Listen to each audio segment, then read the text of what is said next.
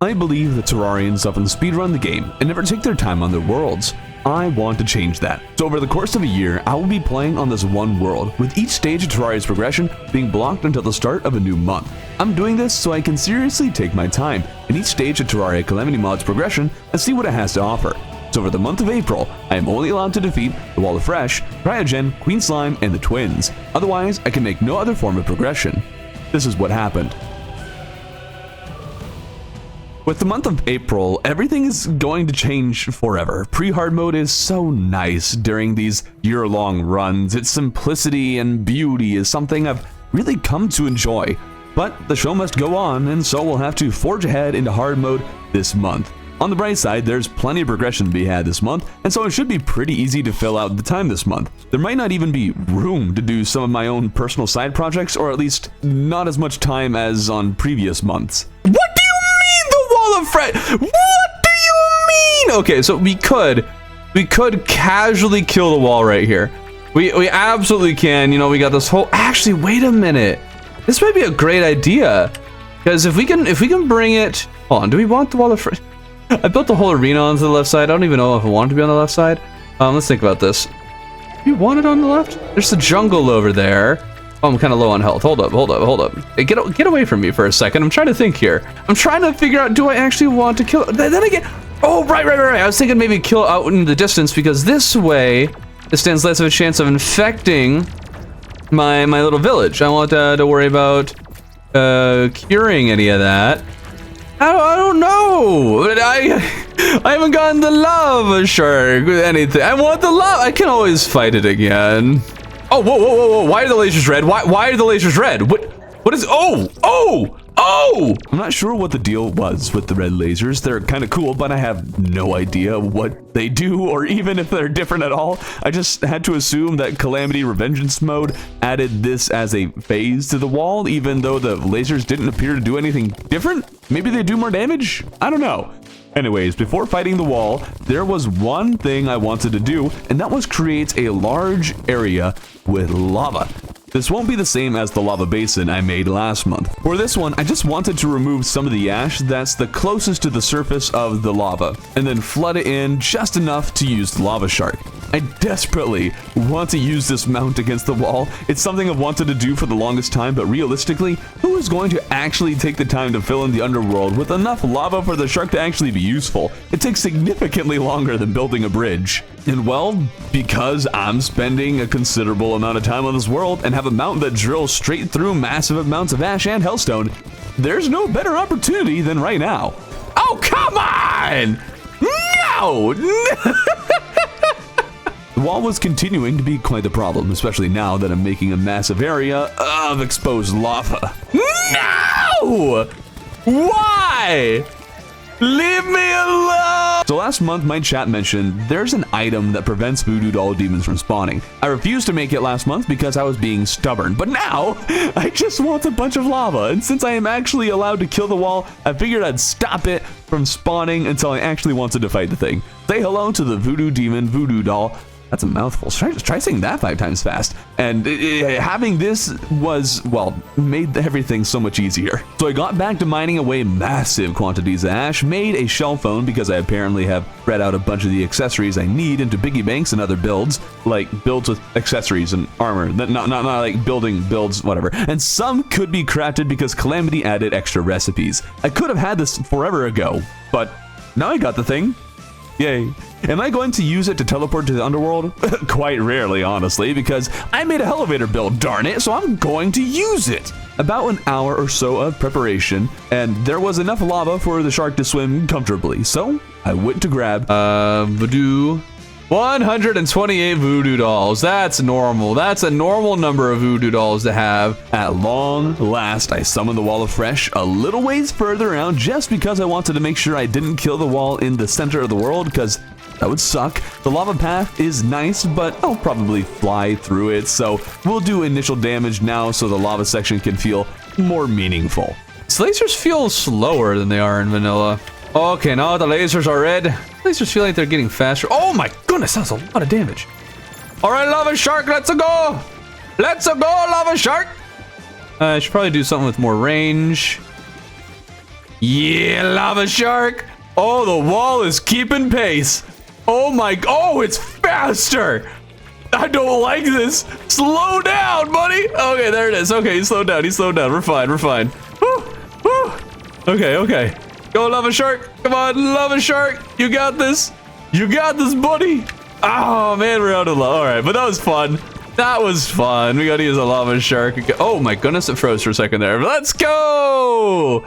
Nice. Oh, we got the goat skull. Goat skull the first try. Let's go. The wall dropped 3 emblems as opposed to the 1 that drops in vanilla, which is pretty convenient. After consuming the demon heart for an extra accessory slot, I was able to equip each of the builds with a handy little emblem. A lot of the NPCs were also selling new stuff now, and there was this one NPC whose name I forget that sells rogue stuff, and one of them is a cane that could cause enemies to drop more money. And as someone who's been operating in the red on this world ever since I created the thing, this could be very valuable to me.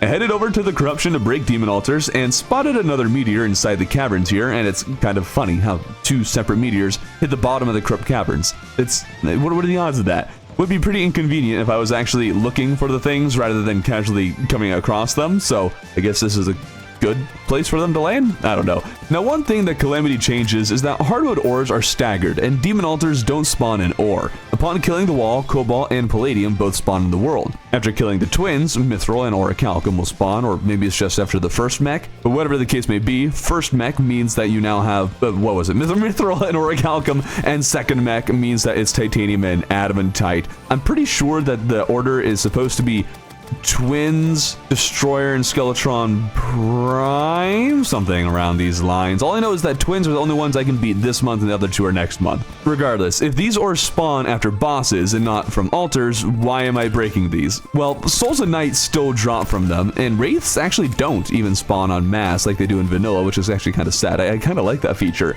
I don't have to break these things really, but free Souls of Night are free Souls of Night, so I'm taking them. With that out of the way, I fell down the elevator and searched for the corruption and hollow, as they almost always intersect somewhere in the elevator, but after going all the way down, I didn't see either biome and didn't see them in the desert either, so where did the biomes go? All right, now we gotta find this. Turns out the hollow spawned in the tundra because of course it did. I swear the hollow always spawns in the tundra no matter what you do, and that sucks. Now I'm gonna have to make a new surface hollow biome because the unicorns aren't hardly gonna spawn on snow and ice. Their hooves are sensitive to the cold. This means the new corruption is on the left side of the world. I was optimistic it was spawned on top of an existing corruption like last year, but to my dismay, it actually spawned immediately adjacent to the existing one, making this one really large corrupt biome right beside the jungle, which sucks. And so begins the very long process of separating the corruption and hollow from the rest of the world to prevent their spread. Last year, I pounded the earth with stacks of dynamite, and this time I decided to save what little money I had and utilize the drill mount thingy, the onyx drill. It's not the drill mount, the onyx key, whatever, and it created these gaps because it mines very fast. While down there, I killed my first mimic and utilized the cane that should make it drop more money. 70 smackaroonies. Is that more? I don't know. All I know is that it's a rogue weapon with a true melee attack, making it one of the weirdest weapons I've ever encountered. I managed to kill a corrupt mimic that happened to spawn in a glowing mushroom, providing me with a nice natural arena to kill it in. In the end, though, I spent the next 2 hours just mining these caves and double checking that they were correctly separated with biome site potions. The pirates stopped by during this whole process, which might be the earliest the pirates have ever spawned for me. Either that or I always forget how fast they can actually appear in worlds. All I know is that they never spawned in my hardcore expert mode run, which was really helpful then. And if you haven't been keeping up with my 100 hours of hardcore videos, you should definitely check them out after this video, because that's been a super fun series to make, and I just unlocked the mechs, so I'll have to decide whether I want to break the altars or not. Anyways, the pirates were a little bit of an issue because I still have just about only pre-hard mode gear and no real arena for them. After finishing the tunnels, I figured I should have enough palladium or cobalt to make armor for each build, but after making the mage armor, I realized that the summoner and rogue armors are not made with the ores, which is kind of goofy. Rogue armor comes from Titan Hearts in the astral biome, which I just realized I haven't actually found yet. Turns out it's just past the hollow and corruption on the right side, so spent some time killing the enemies for Titan Hearts, and then returned because I need this monolith stuff as well. And so the rest of the week was spent farming the wall. All right. Come at me. Oh, it's on the left. Ooh, that's okay. Mistakes were made. I want the Firecracker Whip for my Summoner build, but he wouldn't drop it. He did drop the Cracker Barrel. No, I'm not going to call it by its actual name. And I used that to farm spiders so I could get the Summoner armor. After which I concluded the week killing the Goblin Invasion, wondering if there's maybe a new rogue weapon they drop, and the Shadow Flame doll could be nice for the mage. Didn't get either of these things, but there was a new accessory for Summon that dropped, so it wasn't a waste of time. Before we continue, if you've been enjoying the video, be sure to subscribe. At the end of the year, I'll be firing 1 mini nuke 2 from this rocket launcher at year's end for every subscriber I have. So if you want to claim your mini nuke 2 and support long-form challenges like this, consider subscribing. Last week we Mined a lot. So I thought the best use of my time for the start of this week would be to mine some more. I'm pretty sure I mentioned this before, but I wanted to dig a tunnel spanning the entire world that goes out from the underground village I plan on building. I wanted to do this in pre-hard mode, but kept putting it off, and then suddenly the Wall of Fresh was dead. Don't know what happened there. So now I have a much more difficult process ahead of me as I try to drill a straight path to the right and to the left, and I do want this to be a straight tunnel. So unless I get in a nice place that's nothing but blocks, then I'm stuck building a bridge while also digging, which really slowed down the process quite a bit. I really regret not having melee as one of my main builds to keep me safe during this process, especially since the ice tortoises are still attacking even when I'm dealing damage to them. Oh, ouch. Oh, turtle. Stop. Right. Ah! Is that a calamity thing? Pretty sure in vanilla they don't attack if damage being dealt to them. Things did get much easier when I figured out I could place blocks as I drilled, so I didn't need to dismount and then resume mining, but could build and mine at the same time. I kept mining into the underground astral biome, and I don't remember this smoky effect. I feel like I'm playing laser tag in one of those places that has too many smoke machines, and you can feel your throat itch when you breathe. Being down here has actually made me feel that sensation, and I genuinely hate it. Maybe I'll never come back here again. I don't know. I hit the abyss, so it's time to mine the left side of the desert. Oh, right. It's hard mode. Oh, it's hard mode desert. This is very not nice. Oh boy. Okay. Okay. You know what, Scorpions? You poison people a lot. What if I poisoned you? How'd that make you feel? It took a solid hour. I accidentally summoned the hive mind. Would you kindly move your posterior? The traveling merchant spawned and still wasn't selling the paint sprayer I desperately needed to make the gosh darn hand of creation. You absolute bumbling buffoon! I just about made it all the way to the left, but ran into some chlorophyte in the jungle, and that's quite unfortunate. This is why I should have mined the gosh darn tunnels, I'm saying gosh darn a lot, in pre-hard mode, because then I wouldn't have run into this issue like this. But no, here I am having to put off the rest of the tunnel until all of the mechs are dead. Let's go to the next boss of the month, which would be the one and only Queen Slime, who I thought would be fun to fight in the underworld, but when I tried to use the crystal, it wouldn't work. So I guess we're just going to have to do to Queen Slime what I did with Deerclops and drop her down a large hole. And there she goes. Come on, Queen Slime, come on. I did get her down there, but had to duck and weave between a bunch of houses, nearly died, but then Queen Slime started falling down one of the lava pits. I don't want to look at the map. I don't know if she's going to... Queen Slime. When is she going to teleport? Oh, what? Oh, she just left. Turns out you can actually summon her in the hollow in the underground, which was super convenient, but after I brought her to the lava arena, I realized I didn't have the superheated blood on hand, and so I left the battle because that just isn't right. Bye, Queen Slime. Hope you find her dad. So I got the shark and fought her again down there, and this has got to be one of the most exciting fights anybody has ever filmed. So dynamic, and so much going on. It's almost hard to keep track of.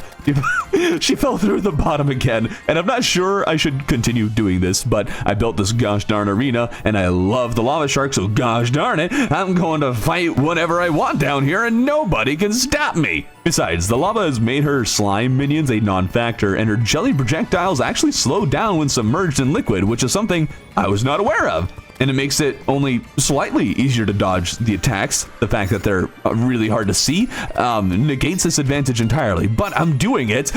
So I just gotta make sure she no longer falls off the world. It was getting pretty close to killing her, but she's shooting another projectile. I did not ask for this.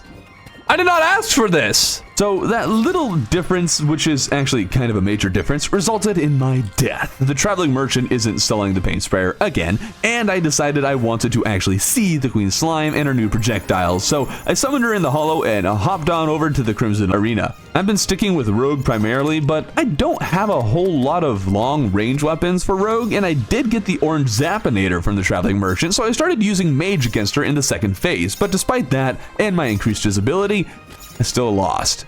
Oh no! Not again! I'm doing so bad.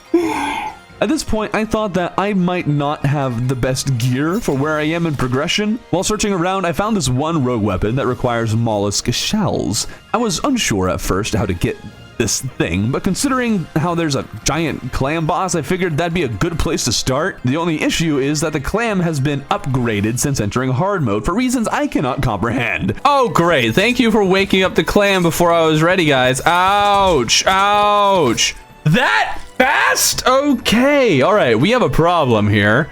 Haha. I gave it a few more tries, but lost each time because I had absolutely no mobility down here and ended up being squished by a giant clam. I lost 3 times, by the way. I need to do a lot better job of dodging those. That is not that hard to dodge, and I am failing on an extraordinary level. Or at least I died 3 times before realizing the clam minions he spawned also dropped the shells I'm after, and even though I still couldn't kill the stupid mollusk, I could at least get what I was after. Say hello to the Prismaline. All that struggling and skill issue for a single weapon, but hey, it carried me all the way to victory. I got literally nothing. That is mildly upsetting. I spent some time looking at recipes for accessories and farmed the brain a few more times for the brain of confusion, and remembered the goblin army was a thing, so I summoned them again to check once more if there was a rogue weapon drop. Stealth strike, watch this. Skudunk, I missed.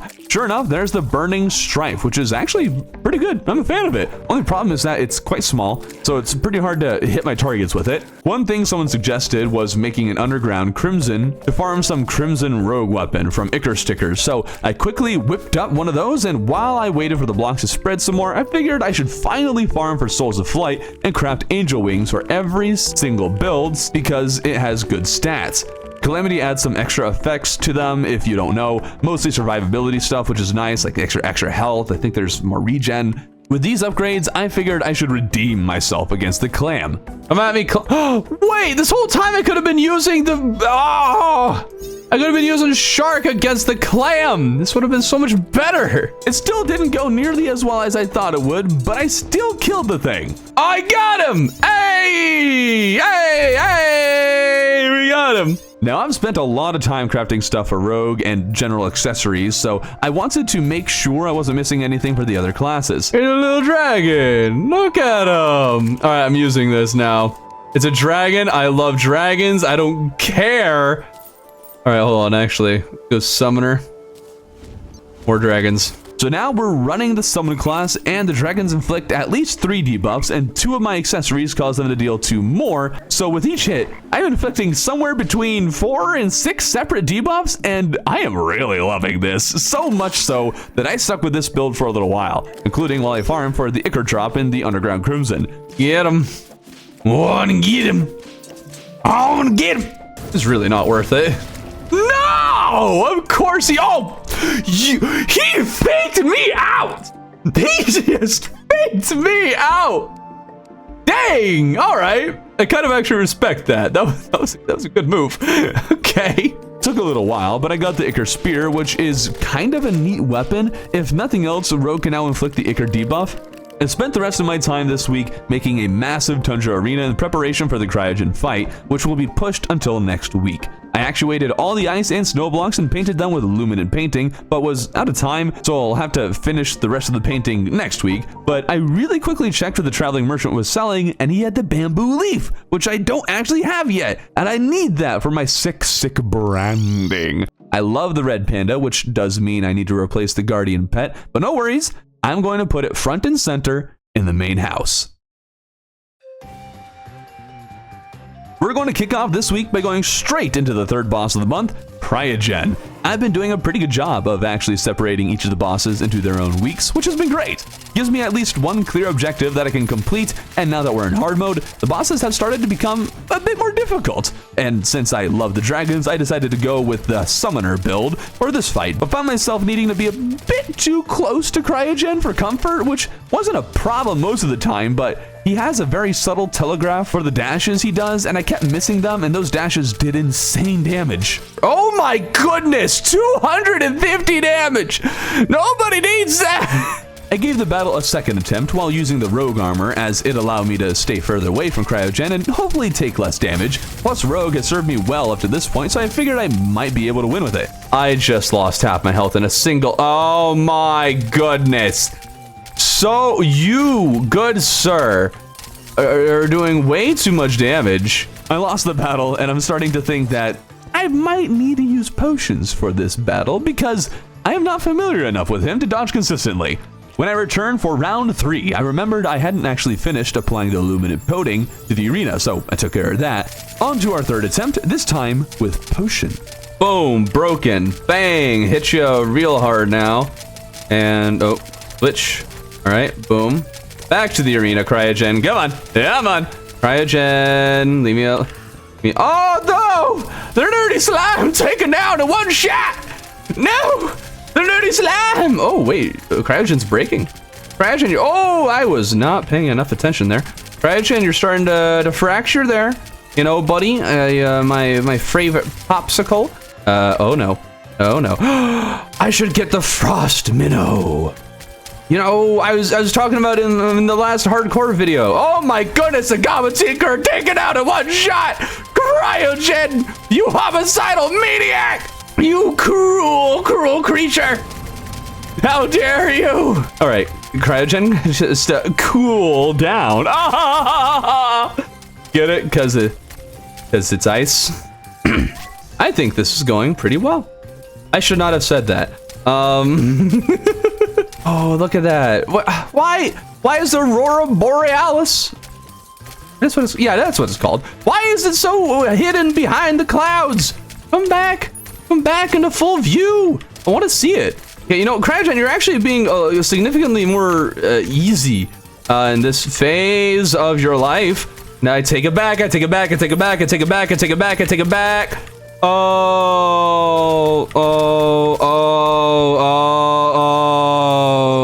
Okay, so I guess I'm going to get frost minnows with which to make warmth potions, a potion and fish. I was only reminded of like their existence very recently in one of my 100 Hours of Hardcore series videos, which you should check out. Once again, all right, plug, there it is.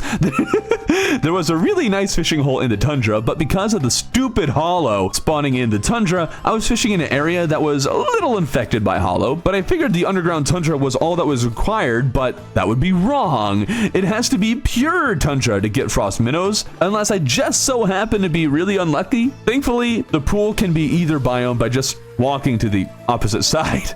Oh, wait. Goblin Tinkerer, move back. Goblin Tinkerer, where are you? Where are you, buddy? Oh, buddy actually might be a little bit of a stretch after the hardcore video that went up. I made the warmth potions, the Goblin Tinkerer did return, and so I reforged some of my gear, and now it's time for lucky attempt number 4, which wasn't actually that interesting because the potions were far more effective than I anticipated. Cryogen was maybe doing 20 or 30% of the damage from the first fight. Warmth potions combined with endurance and iron skin and even the weakest, lowest defense builds can take several hits from Cryogen. I wonder what it would be like if I was melee. I might be just taking one hit or damage, which I think is appropriate against Cryogen, who is quite the tank himself, so he deserves a taste of his own medicine. I took down the ice cube, and when I picked up the loot, I was about to leave, but then saw this dude standing here. What the heck? You came out there like an egg. Was I fighting an egg this whole time? Oh, I don't have money. I never have money. Oh my, okay, we're gonna need to farm for some money, guys. Money and me have not had a healthy relationship this run. I am going to farm for some moolah later, but for now, I wanted to give Cryogen another attempt. My summoner got 2 separate new accessories from the fight, and I was thinking of trying to beat the boss with each of my 3 builds, so I summoned him and used nothing but a warmth potion this time. It helped, but wasn't enough. Guess we'll put Cryogen aside now because I've been meaning to start the underground village for the longest time at this point, and I wanted to get something done. Sometimes a massive project just needs a little piece to be done so that the rest can branch out from it. Things don't get done by staring at them. So I jumped down there and gave it another look as I figured out exactly what materials I wanted to use. I also blew up some of the glowing mushroom because some of the background was still appearing in the village and I didn't want that. One material that I just had to use was mahogany wood, which I think is one of the hardest wood types to gather simply because these trees don't drop acorns. With the axe regrowth, that's not a problem, but I often forget to use it. I also wanted to use some boreal wood and so collected that and put together a really small hut to just get something down and visualize how the mahogany leaves will look with boreal wood. I thought it might look nice, but I'm not so sure now that I'm looking at it. I tried adding painted living mahogany, but it and boreal do not work well together, so I added regular mahogany with a living wood variant, and I think it looks pretty good, which, I mean, they're made for each other, so I guess that's how it would be. Guess this means I'll need a lot of mahogany wood, and I'm not interested in waiting for more trees to grow, so I'm going to make some fertilizer. The only material I still need is, well, poop, so I got busy. Poop session done, I made plenty of fertilizer and started growing trees. I was hoping to make more than 2 trees at once, but that seems to be the maximum number of trees you can grow with this stuff. But whatever, I got a whole lot of mahogany from this and made a nice little hut, but I'm not sure how much I like it. It's fine looking, I guess, but feels really out of place down here, and it's quite similar to the swamp village I built in the kingdom, and I wanted to stand out a little more from that build. I thought about it and remembered I'd considered making this a sort of wooden Chinatown. Breaking out the dynasty wood, I replaced the mahogany, and I think this looks a bit better. And I added some of the living mahogany leaves at the top, which will help make it feel a bit more natural and overgrown. It's meant to be a sort of moss, and it's definitely leaning into the overgrown vibe I prefer in builds. It's much more along the original vision I had for this village. I added the second house with the red shingles instead of blue ones, and it still worked well with this style, but I did improve upon the original one by having the second house on stilts, which creates a separation which is really lacking from the original. I'm going to have to fix the first one at another point, but that's enough for now. I moved some NPCs into these houses to reduce spawn rates, and before I forget again, I killed the brain 10 times and finally filled my coffers with plenty of money. This week had plenty of building, and the second structure I decided to set up is going to be the teleportation hub. There are a good number of pylons, and Calamity even added a few more, but I know there are going to be places I'll frequent that a teleportation hub would be great for. Not sure why I didn't do this for my first year-long run, but for this build, I made a nice square area and used glass and different lab blocks to make a futuristic-looking room. There really isn't a need for this many teleporters, I suppose, but I'm going to leave plenty of room for future expansion. For now, I only have 2 that are actually operational, one that goes to the underground village and another to the dungeon. One build I had considered doing last month was a large expansion to the dungeon, making a sort of super dungeon entrance. The only problem with that is that it would require a whole lot of blue brick, but there are no methods for crafting or even fishing for more of these blocks, and I don't want to destroy a bunch of my dungeon to make this build. That kind of sucked, but because there were no other options, that's just what needed to be done. And this whole project took a whole lot longer than I thought it would. All I'm really doing, at least at the start, is recreating the original dungeon entrance, but then making it 4 or 5 times larger. So it's like Texas. Everything is bigger in Texas. I thought this might be a longer project, but what I hadn't anticipated was that the placing of the walls like this would take a whole 40 minutes. And it brought me all the way to the end of the week with just a little bit of time to collect some of the monolith stuff from the astral biome that could be used to make these cool crystal lamps and lanterns.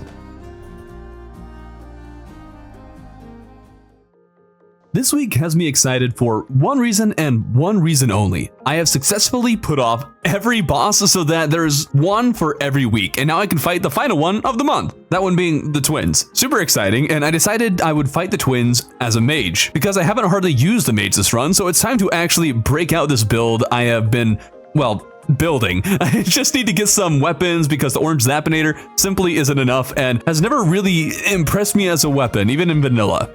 Someone recommended I make the Frigid Lash bolt, so I figured I should do that, and then I remembered I actually had another mage weapon, a sort of icy trident, I'm pretty sure dropped from Cryogen. I forget though if that's actually the case, but I have it, so let's fight the twins. This should be enough, I think. All right, buddy boy, time for you to go down if I can remember how I played this game. Hold up, I'm trying to remember. But you think you got some spheres to shoot at me. Well, I have some spheres to shoot at you. How does that feel? How does that feel, buddy? Boom. And then gun. Ha, I'm a ranger now. Oh, I think it just transformed. Spasma boy. You might want to get those spasmatisms looked at. Okay. Oh, it's purple. Oh, his fire is purple. Yeah. Nope. Nope. Nope. Oh, this isn't going well. Oh, that's not está bien. Okay. I am low on the health currently. Hold up, guys. I'm trying to get back to my arena. Please leave me alone. Wait a minute. Did he recover his health? Or did they change it in Calamities so the health bar doesn't? Right, I need to remember that this is the dash button. That's what's messing me up.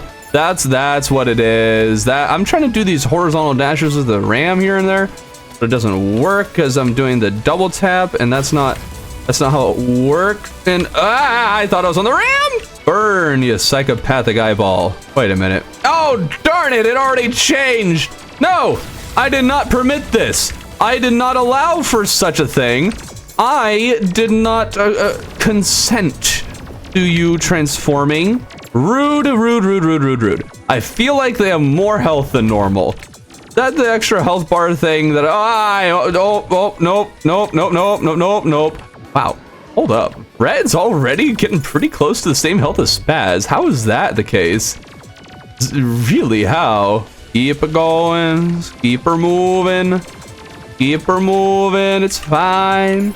I like that I'm using just about all the weapons except the orange Zappinator. That's wonderful. Oh boy. Okay, could one of them kindly perish like Spaz? Spazma boy, my bob. What are you shooting now? Spazma boy, my bob. He shot cursed flame balls. No. This is not permitted.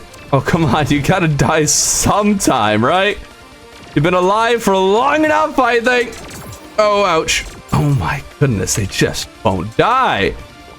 They live, and they live, and they live for 250 damage! What the heck? So the twins have really been upgraded, and I swear that the boss fight took absolutely forever. That was like as long as the Cryogen battle, which doesn't make any sense. Cryogen always takes forever. The twins shouldn't be matching his annoying tankiness. One thing that didn't help was the magic carpet. I like it a lot more than most people, it would seem, but I'm also at the point I should be getting something better, and there's this nice mage accessory that this one Calamity NPC sells. Wanted to buy it after killing Cryogen, but I was out of funds, so now I got it, and I spent a second reforging my stuff. I didn't really make any other changes other than using a bunch of potions, and the twins soon fell.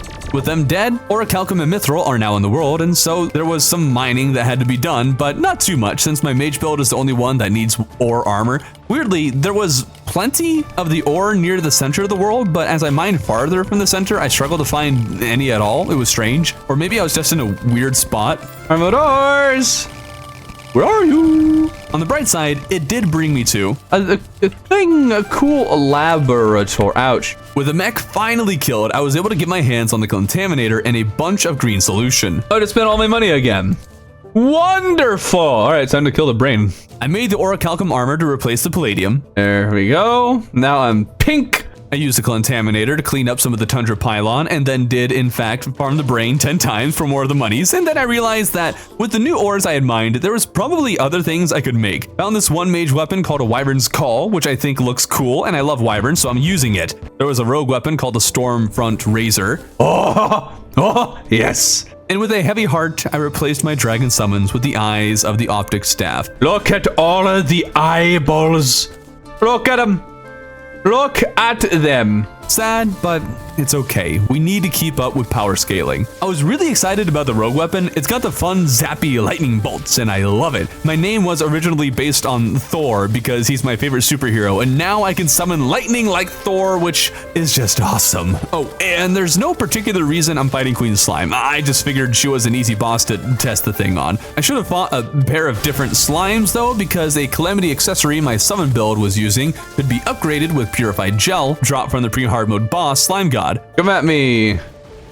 Avast, ye scurvy dog. I killed them and crafted the thing. Now, one thing I wanted the Contaminator for was to replace the corruption on the right side of the world between the tundra and natural biomes with a hollow biome. Basically, I'm extending the hollow out in this direction because the hollow surface is almost entirely tundra, and so unicorns are not spawning, and I need unicorns for the blessed apple, which I love. So I changed the corruption into the hollow and stumbled upon this weird glitch with the textures of the astral and hollow biome. Oh, that's funny looking.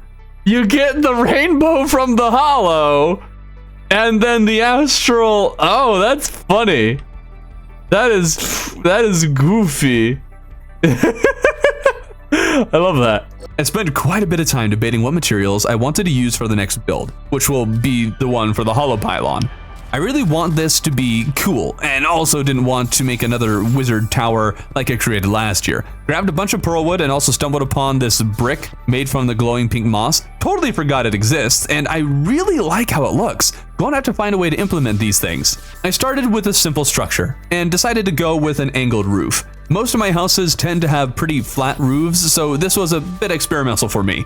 I didn't want pure symmetry, so the second house was a bit taller, kind of like a tower where the wizard is going to live. Gosh darn it, I made another wizard tower. Oh well, I'm happy with where this is going, so we're sticking with it. Pearlwood, pearlstone, and these dynasty shingles, it's looking great already, and the marble furniture is so ornate that it looks good at just about any build. I added 2 floors to the taller side and then filled in the walls with diamond gemspark blocks, pearlstone brick, and planked walls. I want to add more detail, but having the place suitable for NPCs to get the spawns to calm down would be quite nice. I ended up adding the bright pink argon bricks to the sides of the wall of the tall tower, which is neat. Now onto the hard part. I wanted the interior to look really detailed and ornate.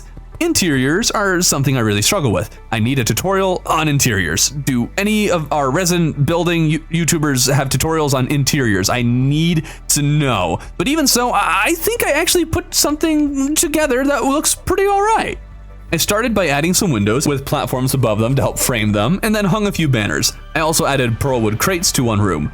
On someone's recommendation, I added a number of books on the platforms, which was a great suggestion. The windows still don't look framed enough for my liking though, so I added ebonstone brick wall painted white above and below them, and pearlwood fences to the sides. Oh, oh, hey, oh, I think that looks great. I made a few adjustments, but the build is basically done, and I love it. Might be one of my favorite builds ever. I did want to add more with the argon moss brick, but I needed more of the moss, so I collected a bunch of that and used the bricks to improve the base a bit. And I also carved out all these blocks so I could add a water feature that would be right below the building. I love water features, and you can't stop me from adding them, okay? There's just always going to be there. And this week has already been pretty disjointed, and we're going to continue with that theme. I tried Boss Rush again, thinking with my recent upgrades that I might be able to stand a chance, but I ended up dying to King Slime once again. One of these days I'll kill him. One of these days, all right? We're going to get there. One cool thing about killing a mech though is that life fruits start growing, and I'm pretty sure that Calamity increases their spawn rates because they were all over the place. And it took no time at all for me to reach full health, and I wrapped up the week by building quick and dirty shoeboxes in all the biomes remaining that I haven't gotten pylons for, all except for the glowing mushroom pylon because I totally forgot that existed. But that's the month of April. We're a third of the way through this challenge, which is super exciting. The next month is such a weird group of bosses, so it'll be interesting what we can do with it. Maybe I'll have to build a special house for each pylon and kill one boss each week. We'll make a theme or pattern or whatever of it. It's going to be great, and I hope to see you then.